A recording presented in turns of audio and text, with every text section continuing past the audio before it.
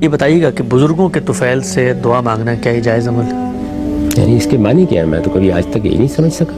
دعا مجھے کرنی ہے تو اللہ کی حمد و ثنا کروں گا، اپنی عاجزی کا اعتراف کروں گا، اپنے پروردگار کی بارگاہ میں حاضر ہوں گا. وہ مجھے دیکھ رہا ہے، نگران ہے، مجھے سن رہا ہے، تو اس کے اوپر کسی کا کوئی حق قائم ہوتا ہے کہ میں اس کو درمیان میں لاؤں اور پھر یہ کہوں کہ چونکہ یہ صاحب آپ کے بڑے ہی چہیتے ہیں یا ان کے ساتھ آپ کا کوئی خصوصی تعلق ہے تو ویسے تو آپ مجھ پر کرم فرمائیں گے نہیں، لیکن ان کا لحاظ کر کے کر دیں.